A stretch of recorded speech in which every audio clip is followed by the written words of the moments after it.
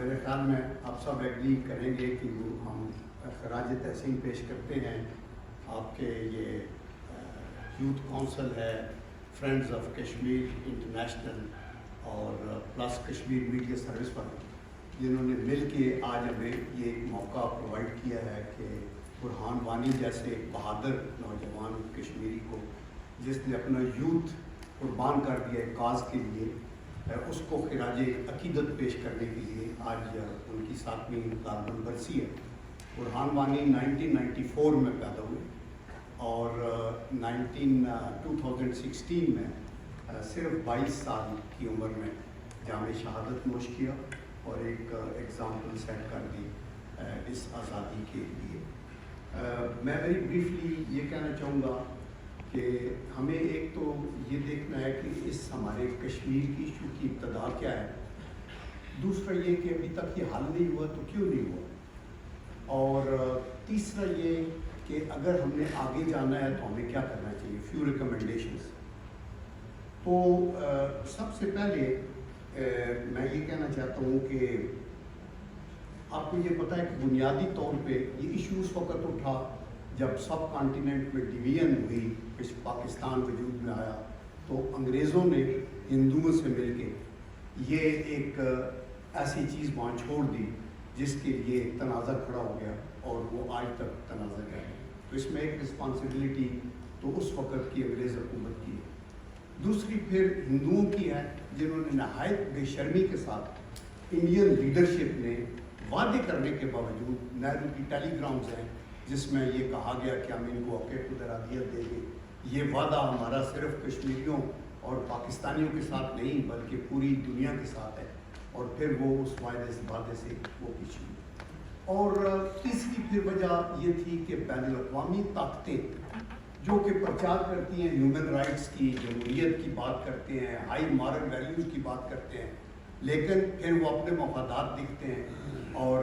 پھر وہ اپنی بلائنڈ آئی ٹرن کرتے ہیں ایسی ایشوز کی طرف جہاں وہ سمجھتے ہیں کہ ان کو فائنانشیل لاس ہوگا، یا جہاں وہ اپنا اسٹریٹجک بینیفٹ دیکھتے ہیں اس کو آگے لے کے چلتے ہیں۔ بنیادی طور کے اوپر میں جب یہ سوچتا ہوں کہ اس کی وجہ کیا ہے کہ ابھی تک یہ مسئلہ حل نہیں ہوا، تو اس کا ایک بڑا ریزن تو یہ ہے کہ یونائٹڈ نیشن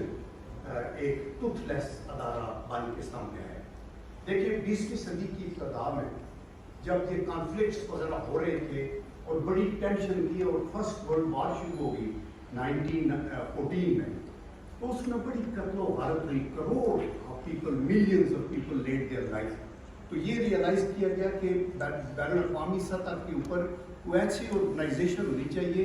جو کہ بین الاقوامی پیس کو مینٹین کر سکے اور کانفلکٹ ریزولوشن کی بات۔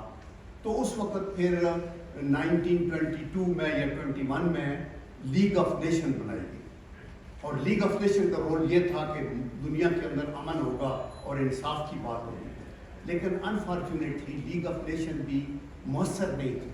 اور سوویت یونین کے لیڈر لینن نے یہ کہا تھا کہ یہ تھیوز کچن ہے، یہ چوروں کا باورچی خانہ ہے کیونکہ یہ لوگ کام نہیں کر رہے۔ اور ریزلٹ کیا نکلا کہ 1939 میں سیکنڈ ورلڈ وار شروع ہو گئی، اور وہ 4-5 سال رہی، اور اس کے اندر ہیروشیما اور ناگاساکی کے اوپر بمز گرائے گئے،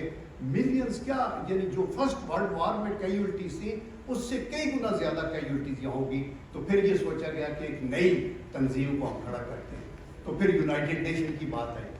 ابھی یونائٹڈ نیشن کو بنایا گیا تو اس کے آبجیکٹیوز کیا تھے؟ اس کا آبجیکٹیو یہ تھا کہ پیس کیپنگ، کانفلکٹ ریزولوشن، اور in addition to that human rights. پھر یہ تھا کہ آپ سوشو اکنامک ویلفیئر میں جیسے ہیلتھ، ایجوکیشن، ریفیوجیز کی بات تھی، اور یہ چیزیں تھیں۔ لیکن یہ ادارہ بھی اس کو رائٹ فرام ڈے ون اس کو ٹرنکیٹ اس طرح کر دیا گیا کہ اوپر ایک سیکورٹی کونسل بٹھا دی گئی، اس میں چند تھانے داروں کو وہ آپ نے دے دیا، ویٹو کا حق دے دیا، تو دیٹ مینس کہ دیر از نو کوشچن کہ کسی کو جسٹس مل سکے۔ اور آپ کی انٹرنیشنل جو کورٹ آف جسٹس ہے وہ بنائی گئی، لیکن کہا یہ گیا کہ اس میں تب آپ جا سکتے ہیں کہ دونوں پارٹیاں ریڈی ہوں۔ تو اگر ایک پارٹی ظالم ہوگی تو وہ مظلوم کی بات کیوں سنے گی اور وہ کیوں آئے گی؟ تو دی ریزلٹ واز کہ یہ یونائٹڈ نیشن کا ادارہ جو ہے یہ اپنے ریزولوشن کے باوجود، اپنے ان کے چارٹر کے باوجود، سب کچھ کرنے کے باوجود بے اثر ہے، بیکاز یہ زیر عتاب ہے ویسٹرن پاورز کے، اور اس کو جب تک ری آرگنائز کر کے مؤثر نہیں کیا جاتا اس وقت تک یہ مسئلے جو ہیں وہ حل نہیں ہو سکتے۔ دیکھیں قائد اعظم محمد علی جناح سے 1948 کی بگننگ میں کسی نے یہ پوچھا اسٹوڈنٹس کو، وہ خطاب کر رہے تھے کہ آپ یہ بتائیں کہ ہماری فارن پالیسی کے بنیادی پلرز کیا ہونے چاہیے۔ انہوں نے کہا بنیادی اصول 4-5 ہیں۔ نمبر 1 کہ ہم پیس لائیں گے، ہم پوری دنیا کے ساتھ امن میں رہنا چاہتے ہیں۔ نمبر 2 کہ ہم کسی کے خلاف جارحیت نہیں کریں گے۔ نمبر 3 انہوں نے یہ کہا کہ ہم یونائٹڈ نیشن کے چارٹر کے اوپر چلیں گے۔ اور نمبر 4 انہوں نے کہا کہ بین الاقوامی تعلقات میں ہم آنیسٹی اور فیئر پلے کی بات کرتے ہیں۔ کتنے پاکیزہ مشن تھا۔ اور last but not the least he said, اور بڑی بولڈلی انہوں نے کہا کہ ہم اوپریسڈ اور سپریسڈ نیشنز کے ساتھ کھڑے ہوں، خواہ وہ کشمیری ہوں، خواہ وہ فلسطینی ہوں، خواہ وہ کرسچین ہوں، خواہ وہ سکھ ہوں۔